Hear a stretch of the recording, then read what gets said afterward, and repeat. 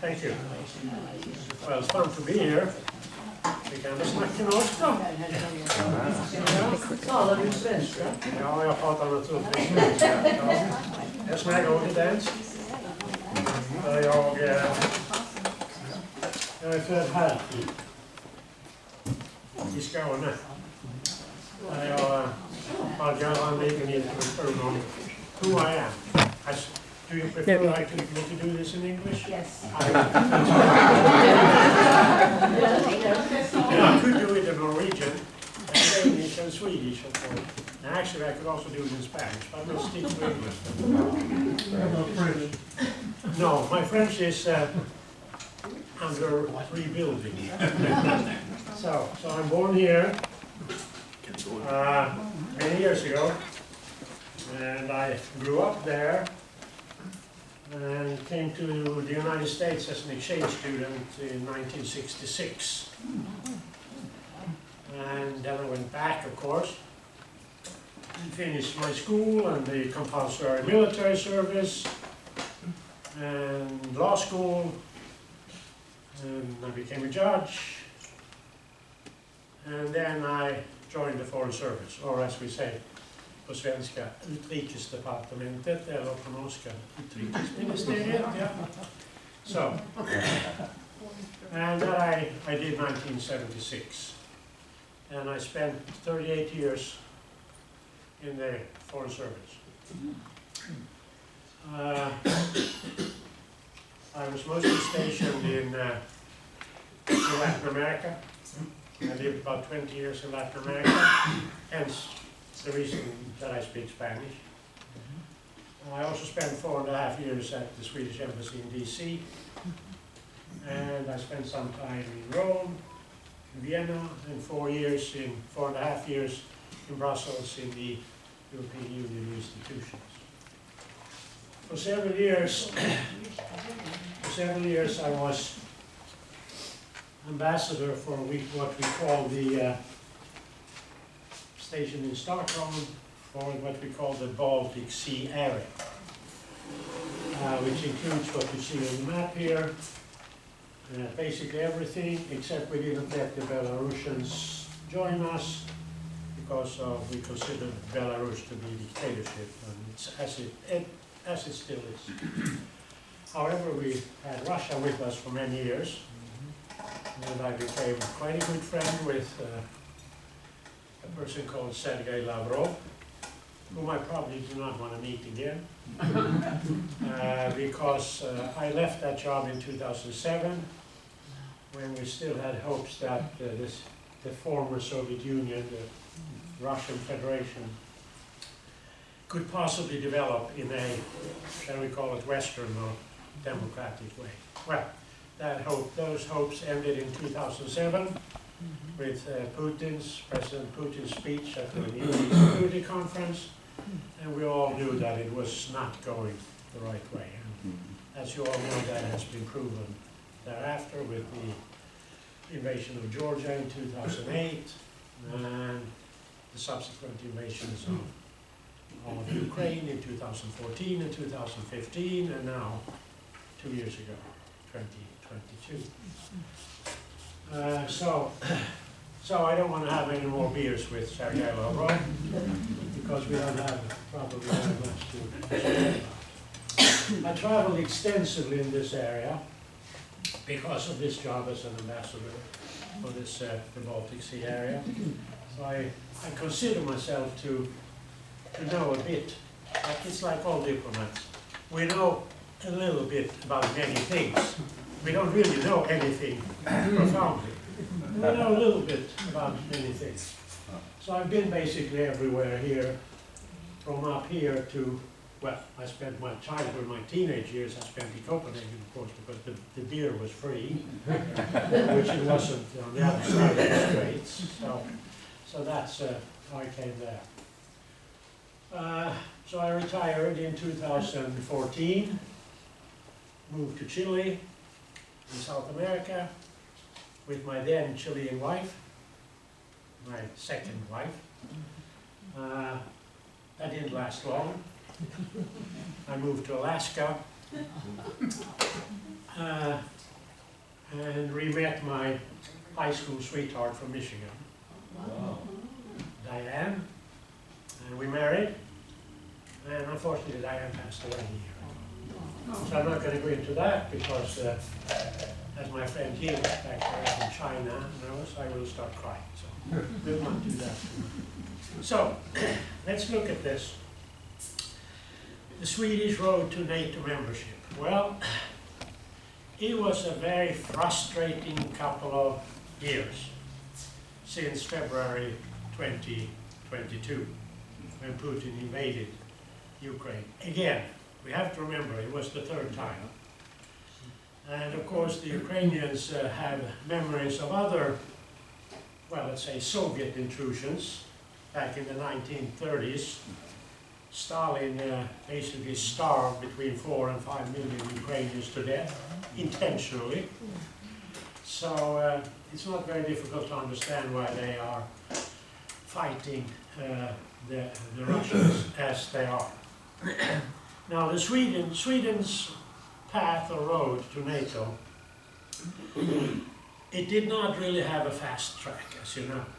It was a road that was bumpy and jerky and winding through the forests.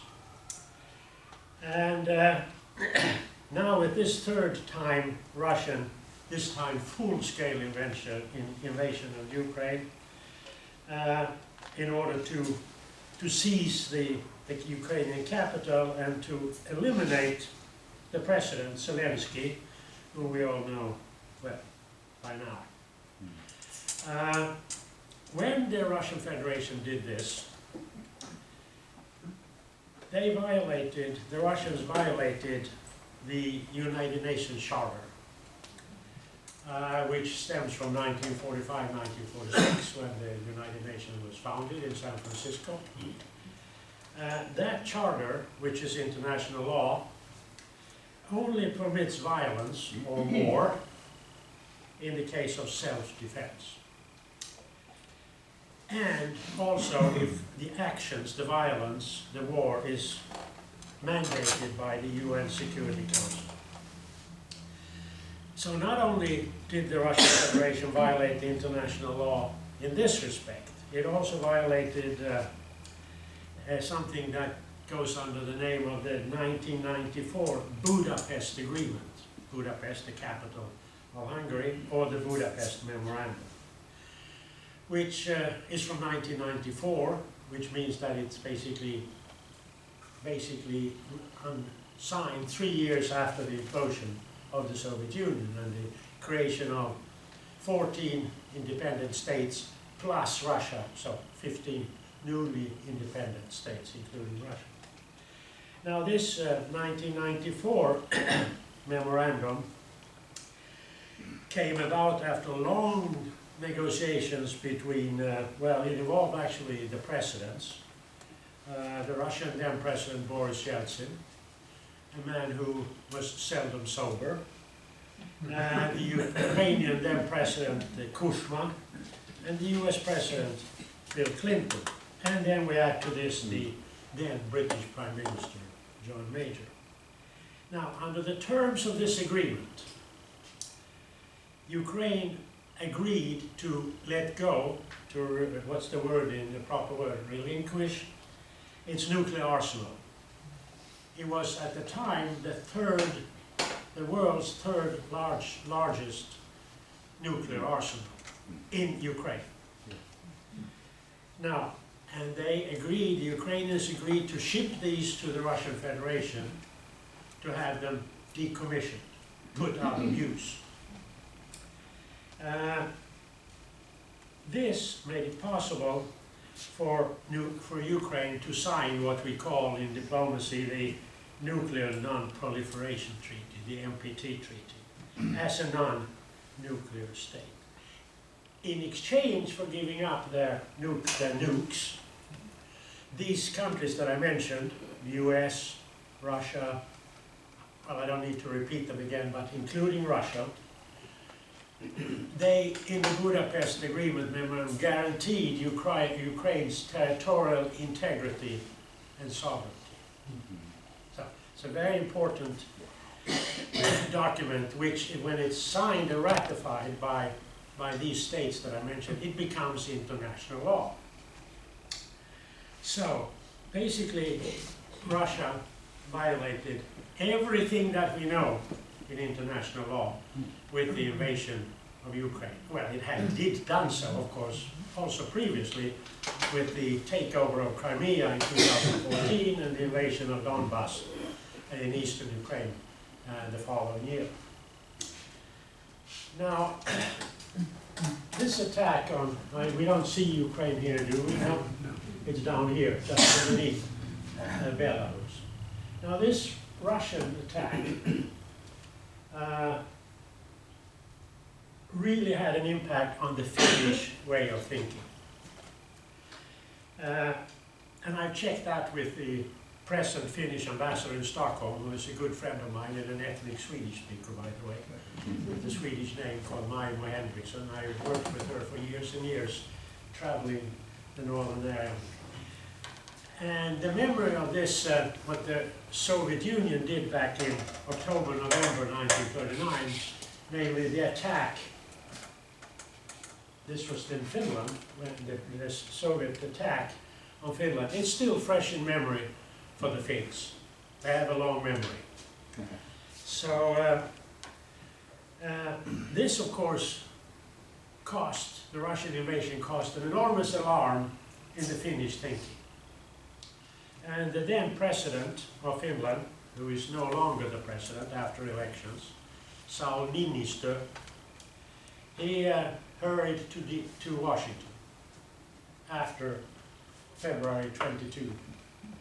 It was 22, wasn't it? 1912, or maybe it was 23. So he hurried to Washington and he met with President Biden just a few days after the Russian invasion. Together, and I've seen the images on television, Biden and Niinistö called the then Swedish Prime Minister, Margareta Andersson, a woman, a social democrat, and it's important to remember that she is a social democrat, and you'll understand in a little while why. Well, they called her together from the, what's it called, the Oval Office, and so they had a tripartite conversation there. And during this conversation, President Biden promised the Swedish Prime Minister that the door to NATO was open for Sweden. Okay, now, we back up 5 days.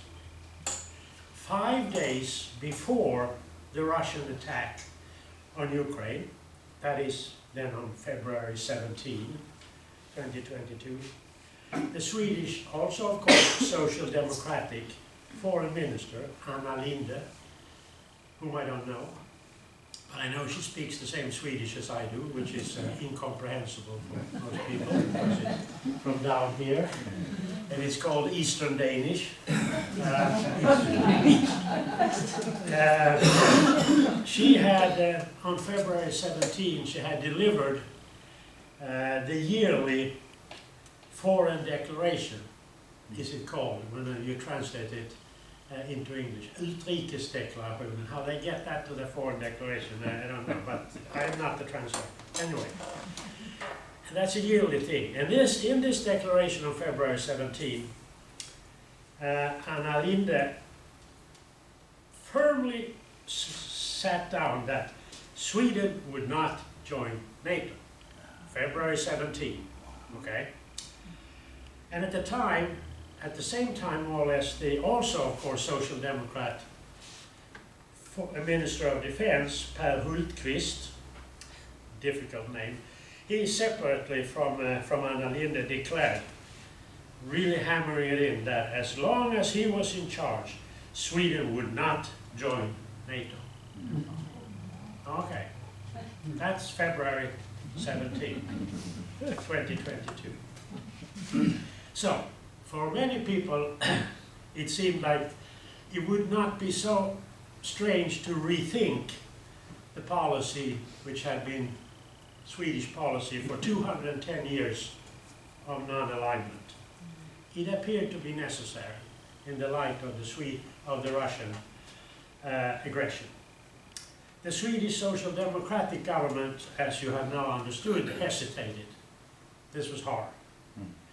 On March 18, so about a month after the start of the Russian invasion, Jens Stoltenberg and Norsk Gutta, who is still actually the Secretary General of NATO, he promised, and he is also a former Prime Minister of Norway, he promised a fast track into the transatlantic alliance for Sweden and for Finland.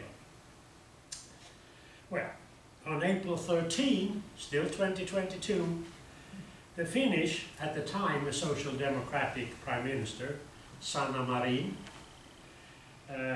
well known for her nightclub visits in Helsinki, visited Stockholm for conversations with her colleague Margareta Andersson.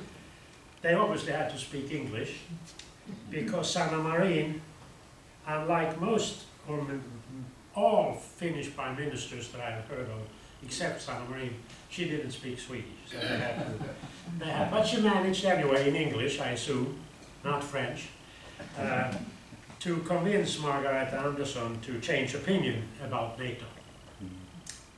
So the Swedish government decided, felt the pressure, to jump on the Finnish train towards NATO. And at the NATO summit in Madrid that summer, 2022, both countries are invited to join the transatlantic alliance. So now we've reached a point where it's time to go back in time and try to some extent, establish when and why and how the 2 centuries plus long Swedish non-alignment, or some, as it's somebody preferred to call neutrality, had originated. Well, in 1809, Sweden lost a third of its territory. It went in here at the time. And also a fourth of its population to Tsarist Russia. Finland had, since the beginning of times, or at least since the 1100s, always been the eastern part of the kingdom. This loss was the result of a war which started in February 1808, when Russian troops, Tsarist troops, crossed the border. And the Swedish army was finally beaten on a sad day, September 14, 1808, and about a year later, a peace agreement was reached. Now, one result of this, for Sweden, very unfortunate war, was that the king, Gustav IV Adolf, Gustav IV Adolf in Swedish, he was forced to abdicate, and the country adopted a new form of government. So, the brother to the deported king, who later on died in an asylum in Switzerland, an asylum for people who are not quite well upstairs, his brother took over under the name of Karl XIII. Now, he was 60 years old, which back in the early 1800s was old. He didn't have any children, and so he didn't have any heirs. So what could the Swedes do? In 1808, you had to have a king. I mean, there was no other thinking about it. The king was necessary. So, scouting missions were sent out down into Europe to find a king. And after many tours and discussions back and forth, a French general, marshal in Napoleon's army, was found. And he came to Sweden. He never learned Swedish, but he was good at French. And he took over, basically, the government, the governing, when he came to Sweden. And then he became king when Karl XIII died. So he became the king in 1818, and he stayed king until he died in 1844, under the name of Karl the 14th Johan, Karl den 14th Johan. His last name was Bernadotte. Very French, yeah. Now, it's an interesting story. Have any of you been to Po? You know where Po is? P-A-U? What house geography here? This is what I say to my students. Don't you know where Po is? And they don't. I'm glad if they know where Paris is, to be honest. I'm sure you all do that. But anyways, Po is in southern France with a fantastic look at the Pyrenees where the snow never leaves. And in Po, the first Bernadotte was born in a rather stately house in still downtown Po. I've been there once in 2019 together with my French friend Monique, who was an exchange student with me back in the 60s as well. So we keep these relations both with Diane and with Monique here. So, and it's a 3-story building. The first story is basically entrance. Second story is dedicated to his deeds in Sweden, and the third story is dedicated to him as being King of Norway, which he was. Under what name? Olaf. Okay. Karl den 3rd Johan, Charles the 3rd Johan. So what's the main pedestrian street in Oslo? Yeah, Karl Johan. Man tar en promenad på Karl Johan då? Yeah, of course. And at the end of that Karl Johan Street is the Royal Palace. And in front of the Royal Palace is a huge statue of Karl den 14th Johan, or as the Norwegians prefer to call him, Charles the 3rd Johan. Anyway, so he had been the governor of Hanover in today's Germany, and he had also been the protector and governor in Leipzig in today's Germany, and he had also fought Napoleon at the end, because they fell out, as we say. Anyway, so he was a power broker and a power player. And he intelligently, after he took over as crown prince, he maneuvered Sweden between the great powers. The great powers of the time was Great Britain, which is a small island out here in the North Sea. The Brits don't know that yet. I keep telling them. And Tsarist Russia, which we have here. And of course Prussia, which we also today know as Germany, of course. So he maneuvered by them, and he manages to keep Sweden out of these continental conflicts that took place. He also managed to replace Finland. He managed to replace Finland with something else. With what? Norway, which had always been Danish, or at least so the Danes claim. I'm not sure the Norwegians agree, but that's what they say anyway. But he was a clever man, so he gave considerable autonomy to the Norwegians. And so it became what's called a political union, which lasted until 1905. When Norway, for the first time in Norwegian history, became an independent country. But they beat the Finns to it, but Finland didn't become independent from Tsarist Russia until declared its independence in 1917, in connection with the Bolshevik Revolution in Russia. So Bernadotte, he also managed to temper down all the sentiments in Sweden about taking back Finland. And he managed to establish, says the historians, a working relationship and trust with Tsar Alexander III of Russia. So he managed to avoid another costly Swedish-Russian war. And there has been many of those in history. You will remember that St. Petersburg, when it was founded by Tsar Peter the Great, it was actually still Swedish in 1703. And this whole area here was Sweden. If you go to Latvia, for instance, go to Riga, Riga was Sweden's largest city for more than 200 years. So, but that all kind of ended with well, it started to end at the Battle of Poltava in 1709, which is in today's Ukraine, by the way. So this policy of staying outside of the continental conflicts, not having a new war with Russia, this policy took hold and continued after Bernadotte had passed away in 1844. There was almost a rupture of this in 1864, when Prussian and Austrian troops went over the border here in Schleswig-Holstein, which is a territory which has gone back and forth between Prussia and Denmark over many, many, many years. The Danes asked for help.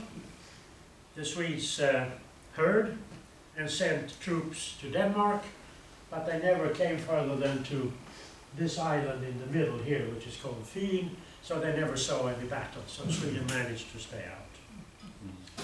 And they weren't there very long. Fast forward, Sweden managed to stay neutral during the 2 world wars that we know of, in the first half of the 20th century. During the Second World War, there was formed a collective Swedish government which included all political parties represented in Parliament, except the Communist Party. They were not let in. Sweden also chose not to intervene when Stalin invaded Finland in 1939. That, well, it's needless to say, that wasn't particularly liked by the Finns, who sent many delegations to Stockholm in those days to ask for a Swedish military intervention to help fight back, as it was said in those days, the communists, the Bolsheviks. But it didn't happen. But Sweden did send help, consisting of munitions, arms, etc., food, and voluntary troops also were sent to Finland. My first wife's uncle was one of those voluntary troops, and he swore that he didn't volunteer. It was kind of, they were told, you're all volunteers, and they were sent to Finland. Officially, Sweden didn't do it.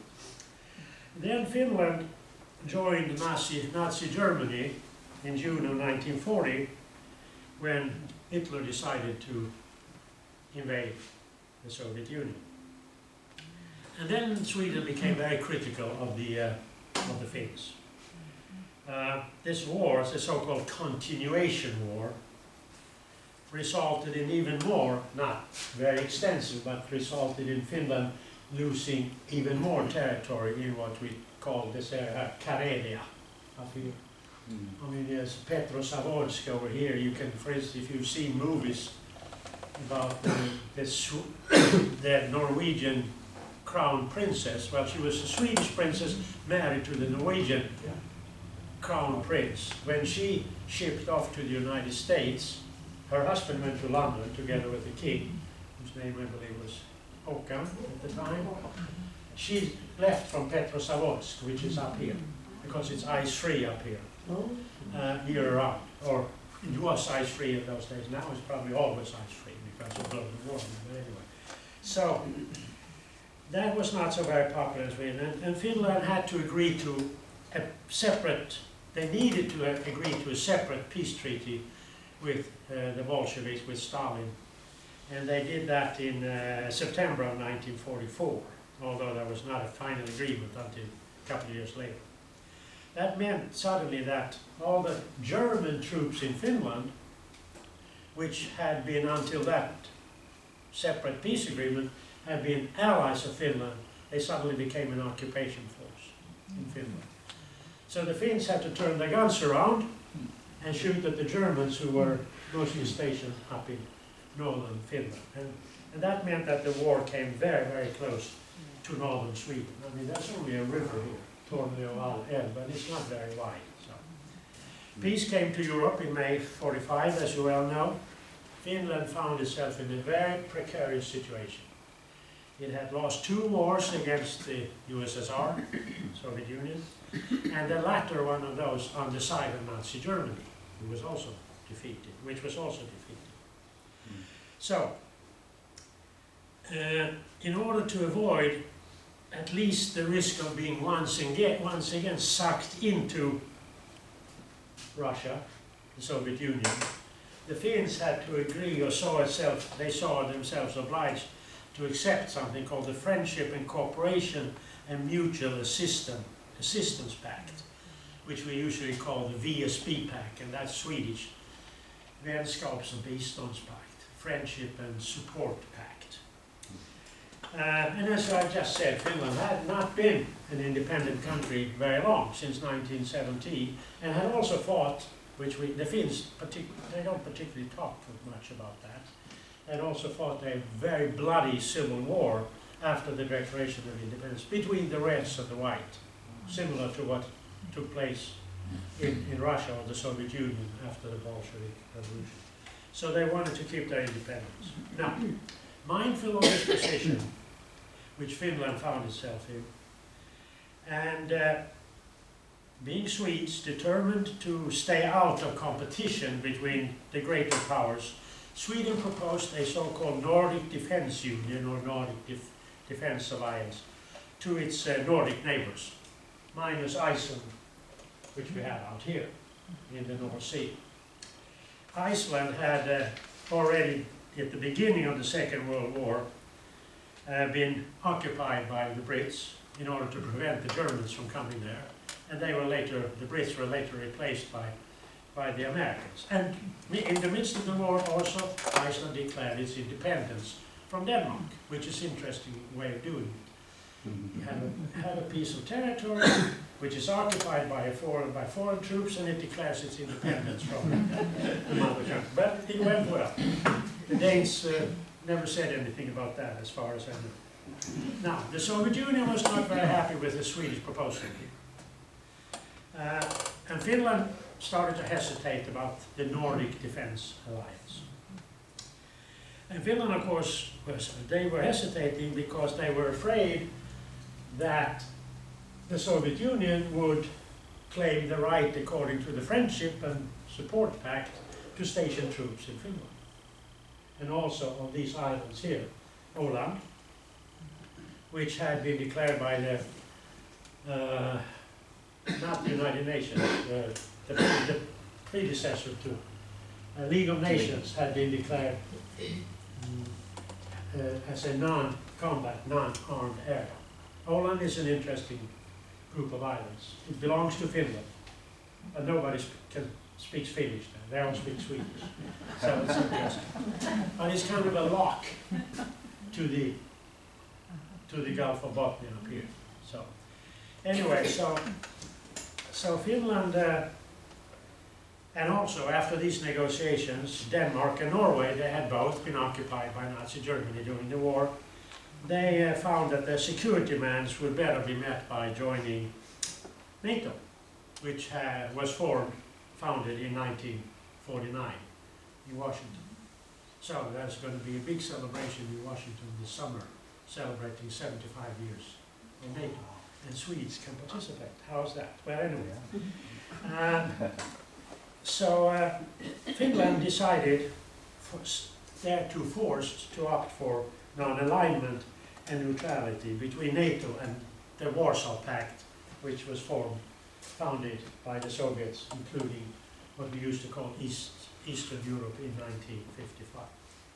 So, in the beginning of the 1950s, the then Swedish Social Democratic Prime Minister by the name of Tage Erlander, he was Prime Minister forever, he publicly declared that, and I quote, "Neutrality served and had served Sweden well."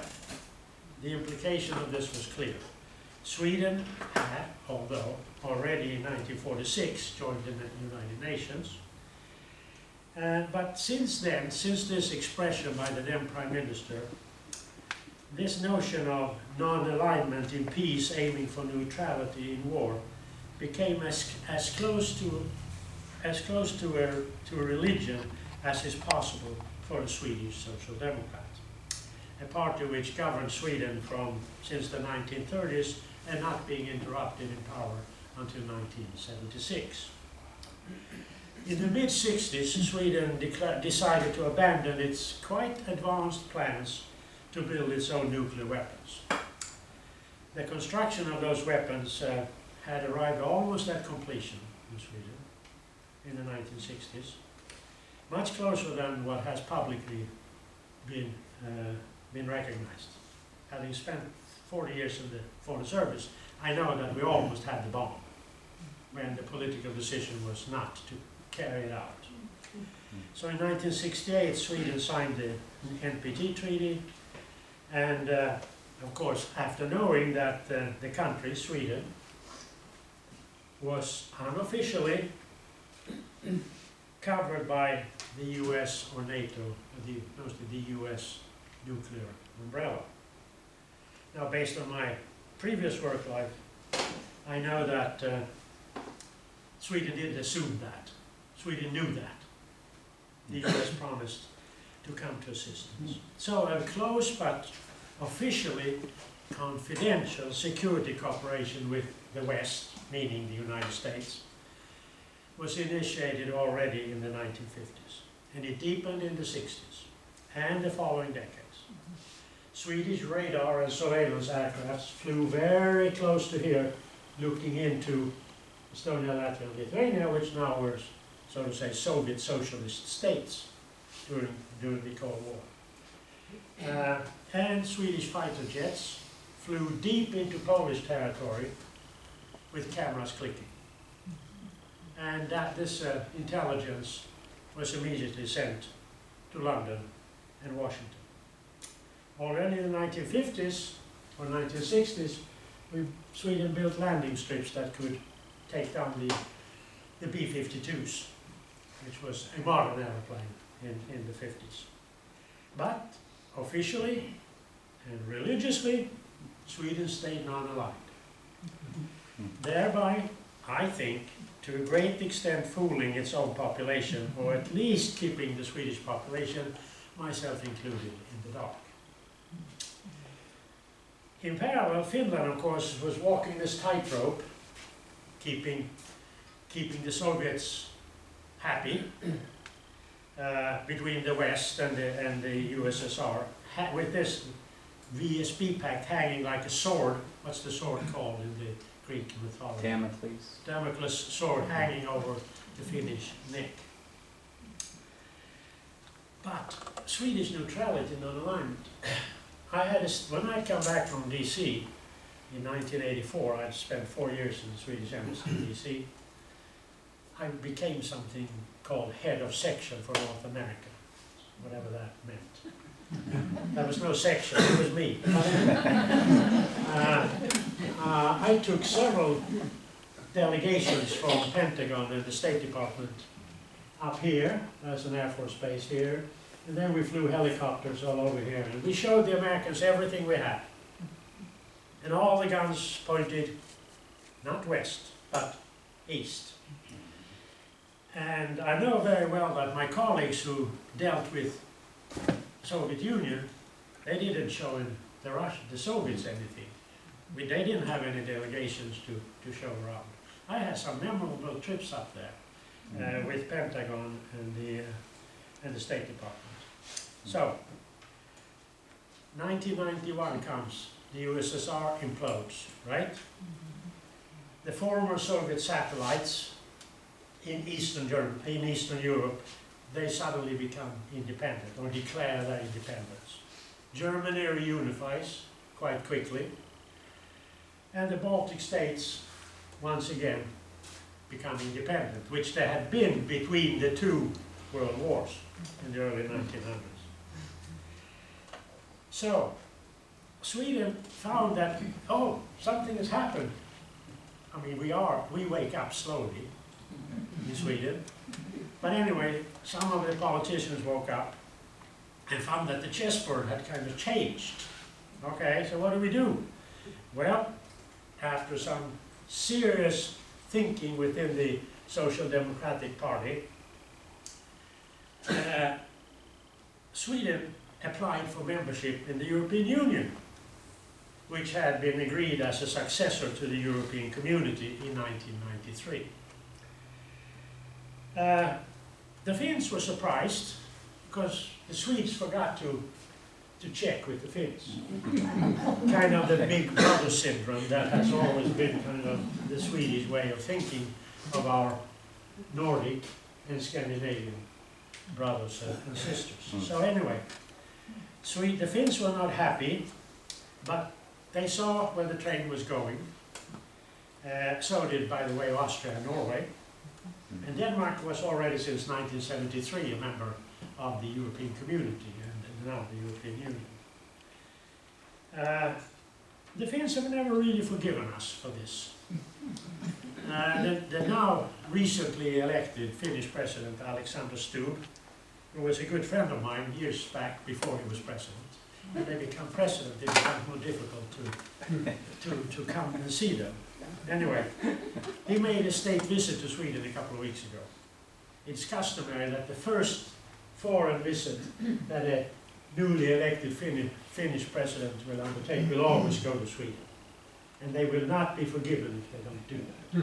Alexander Stubb is a good guy. He's 55, he runs the marathons, and he speaks several languages, and including his native language is Swedish, by the way. It helps. And he gave a speech during his state visit to the Swedish Parliament.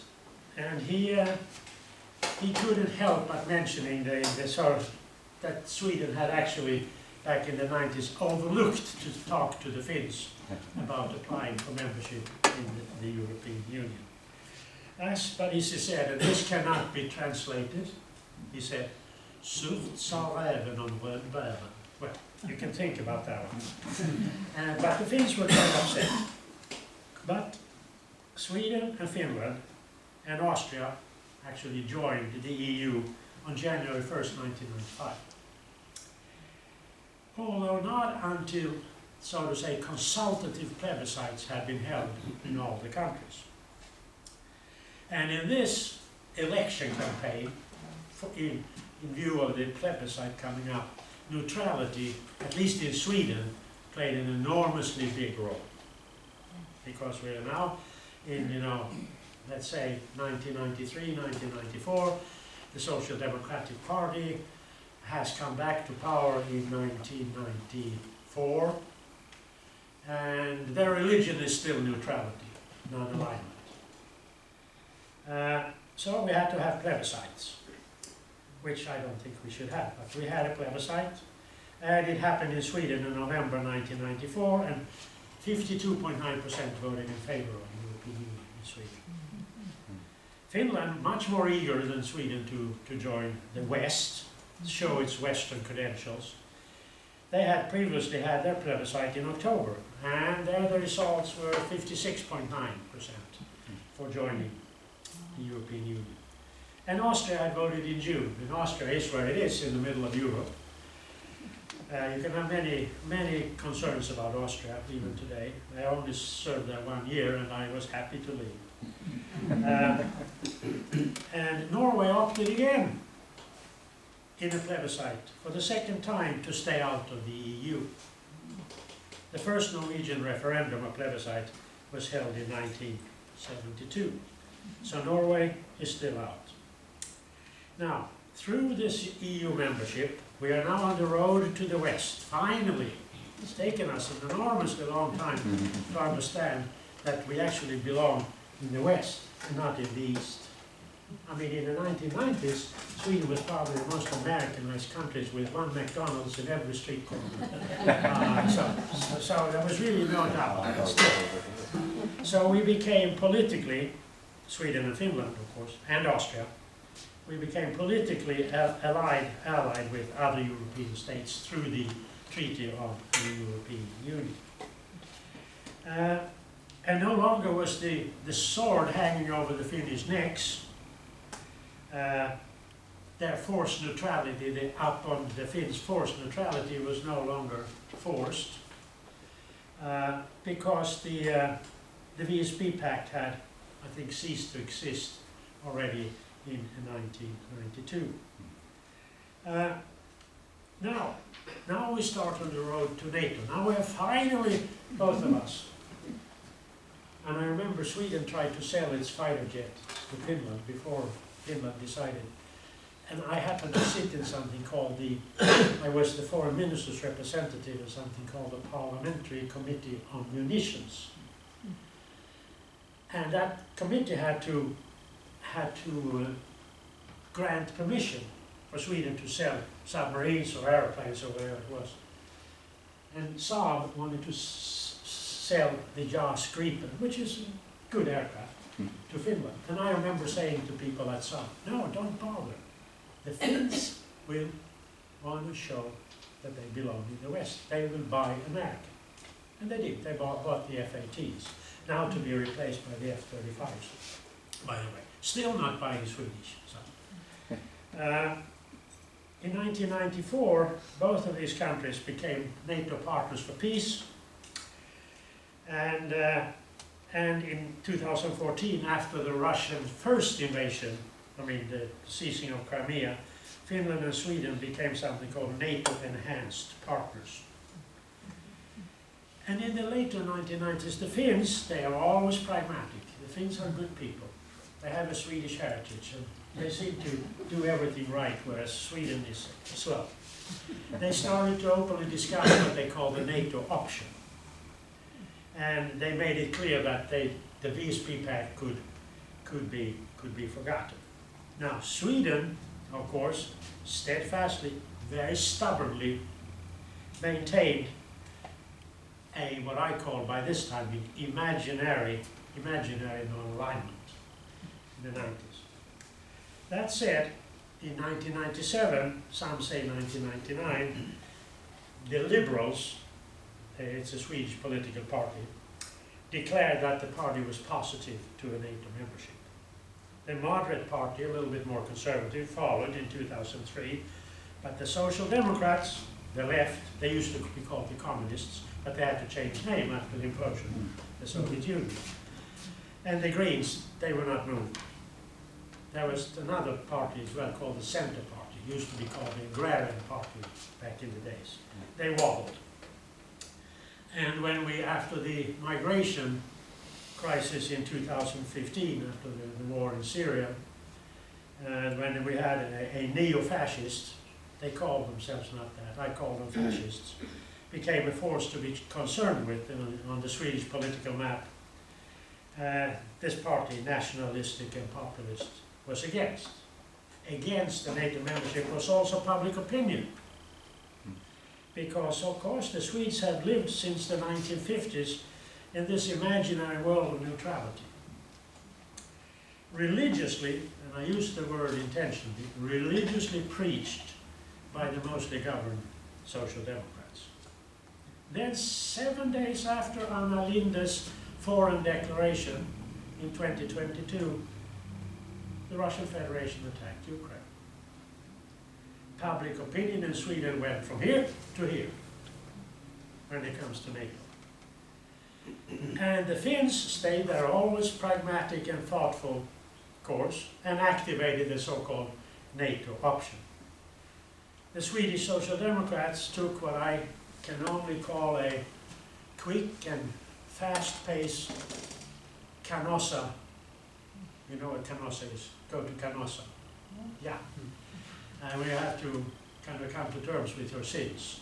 So they took a quick walk to Canossa, followed by the neo-fascists, or the fascists, the latter, of course, being populists. When the popular opinions went from one side to the other, being populists, they of course also had to change opinion. So suddenly there was a majority in the parliament for Swedish membership in NATO. So there was a NATO summit to take place in Madrid in June of 2022. And this was supposed to be for the Finnish and Swedish almost entry into NATO. However, before that, on May 23rd, 2022, the Turkish president, called Erdogan, he pulled the emergency brake. And he presents a long list of demands after having accused Sweden and Finland of supporting terrorist organizations. So, what are these? Well, the terrorist organization he was talking about is the Kurdish PKK. And I will admit, in this respect, Sweden did not have a clean conscience at the time. But soon, I mean, that said, soon it becomes understood that more important to Erdogan is the purchase of US-built fighter planes, F-16s. Because Turkey has already been thrown out of the F-35 program, because the Turks bought a Russian air defense system that can possibly shoot down the F-35s. So they couldn't have some. So that was what it's about. So Turkey, Finland and Sweden, they meet in Madrid before the summit in the summer of 2022. The US president is pushing them to do so. And the discussions are led by our friend Jens Stoltenberg. And at this time, the US-Turkey F-16 deal is blocked in the US Congress by the then chairman of the Senate Foreign Relations Committee, which now sits in a court down the road in New York from where Trump sits. Bob Menendez, accused of corruption. Yeah, he was blocking the F-16 sale at the time. So these three-way negotiations, Stoltenberg, Sweden, Finland, and Turkey, we all think it's a breakthrough. And we agree to cooperate and fight terrorism in all its forms, especially the Kurdish PKK, and to drop an embargo on selling weapons to Turkey. Now, of course, I don't know if Erdogan remembered, but Sweden had since a long time back, as the rest of the European Union, declared PKK as a terrorist organization. So it was kind of putting water in a filled glass. Okay, so, but after this, after the conclusion, all then 30 members of NATO decided to offer Sweden and Finland membership in NATO. So this is now when we start thinking, oh, now it's almost done. Okay. No, shortly after this, President Erdogan again finds the emergency brake and convenes a press conference and says that Sweden has promised to hand over 73 terrorists, allegedly Kurds, of course, living in Stockholm, most of them Swedish citizens, and Swedish law do not extradite Swedish citizens. And he makes that a condition for approving the Swedish accession to NATO. Well, anyway, on July 5, 2022, all 30 NATO member states, including Turkey, and now we come to the other one, Hungary, they signed the so-called accession protocols. And Sweden and Finland, with this, became invited, and we're now participating in NATO meetings without the right to vote, of course. But more importantly, Sweden and Finland are not covered by the mutual defense guarantee in the NATO treaty, the famous Article 5. So, on October 18, 2022, Sweden, after elections, changes government. Out with the Social Democrats, and in with a more conservative government. This is a topic that I could speak about forever, the Swedish new government, but I will refrain from that today, because it makes me enormously upset. Even though I usually have voted for one of the parties in that government. So, but anyway. So, the new government declares that the main task for it is to be leading Sweden into NATO. Okay. 10 days later, the 28th of October, 2022, 30 member states have ratified the Finnish and the Swedish accession. 28 out of the 30, sorry. 2 remain, Turkey and Hungary. Hungary has so far not raised a single objection to the Swedish membership. So, Swedish, Finnish and Turkish delegations meet during the autumn of 2022. No progress. And days before the NATO Foreign Ministers meeting in Bucharest in Romania in November, end of November, same year, Stoltenberg, we love him, declares that Sweden and Finland have lived up to the Madrid Agreement.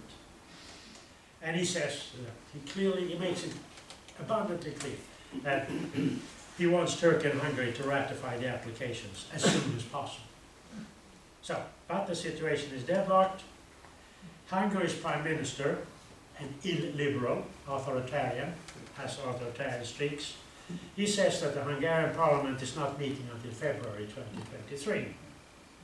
Several demonstrations against Turkey are held in Stockholm during the autumn of 2022.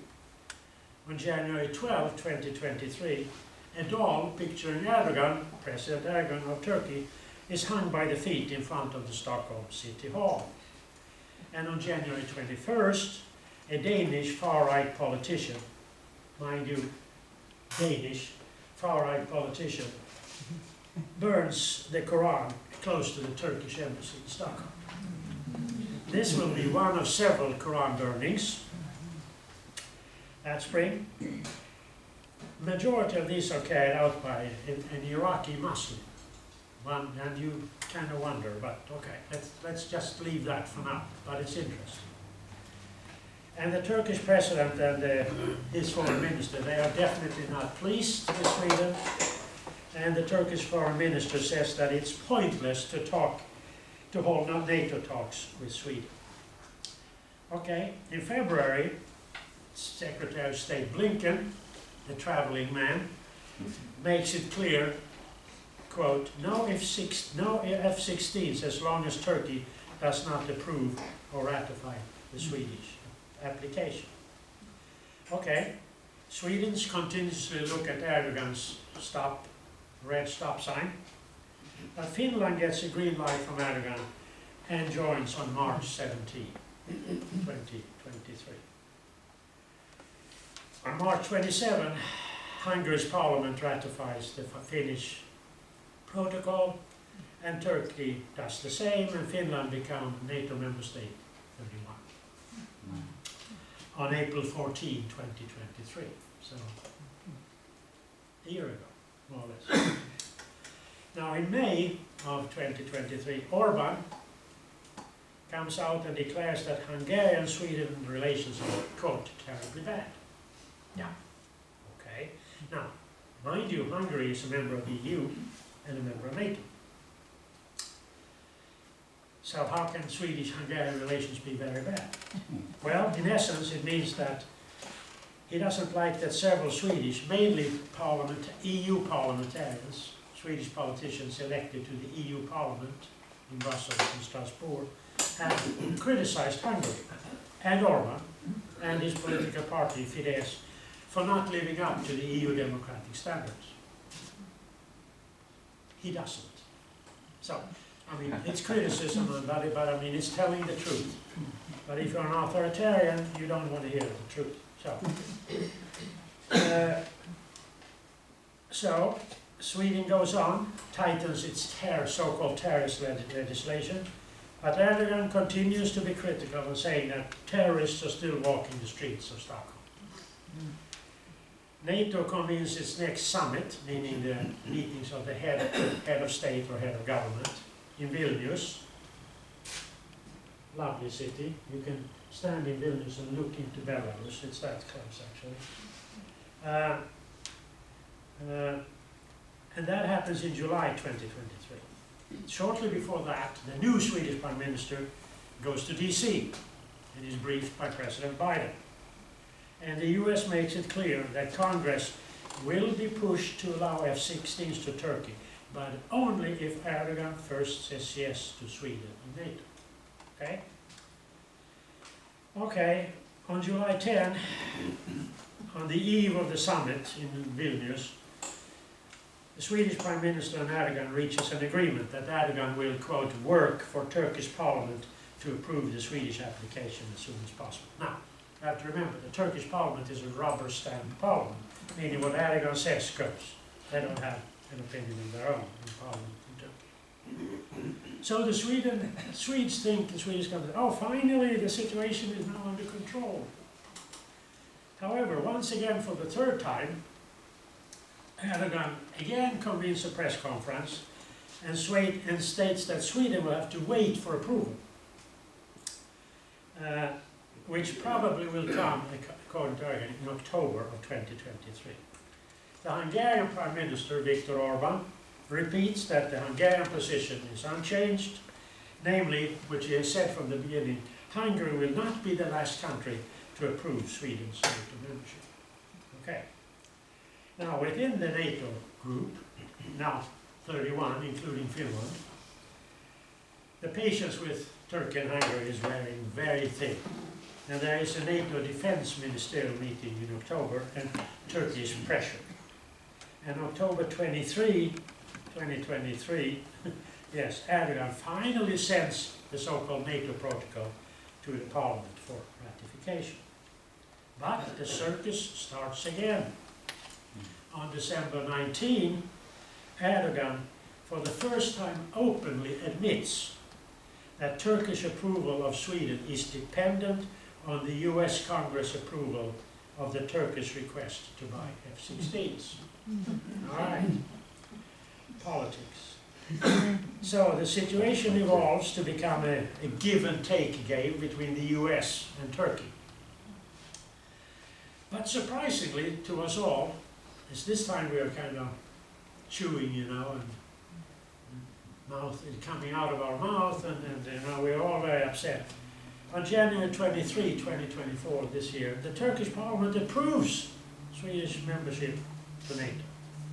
Not so surprisingly, though, the following day, the White House supports the US-Turkish F-16 deal in a letter to Congress. And on January 25, Turkish President Erdogan signs the papers, and these are sent, not by courier, they flew them over in a special plane, and they were met and taken to the State Department and deposited, because the State Department is the depository for NATO accession protocol. And the same day, the US, lo and behold, approves the F-16 deal. That's how it works. Now, Hungary, still hanging out there. Hungary has never once conditioned the Swedish membership, and Hungary holds out. In spite of what I said before, repeatedly having stated that Hungary will not be the last. Well, now it is the last. So, the Swedish Prime Minister, Ulf Kristersson, flies to Budapest on February 23. It's not very well looked up on this trip in Sweden, because it's considered that it's a humiliation of Sweden and its Prime Minister. And I agree. But anyway, he goes. And of course for Orban, it's a save-the-face operation, domestically. Now, the Swedish Prime Minister has a couple of, and I hate to use the word trump card, with him. And that is that Hungary wants to extend a so-called Lend-Lease-Buy agreement with Sweden for the Swedish fighter jet Gripen, of which the Hungarian Air Force at this time has 15 of them. And Hungary also wants to buy new ones. This is agreed, but still Sweden has to wait another 2 weeks, because suddenly there is a scandal in Hungary. A high-up politician is on good grounds accused of being a pedophile. So it becomes a little difficult in Hungary at the time. But finally it's done, and the president of Hungary had to resign, so they had to find a temporary president. The temporary president's signature comes on the paper, and they are sent to Washington. And Sweden becomes, lo and behold, NATO member state number 32 on March 7th this year.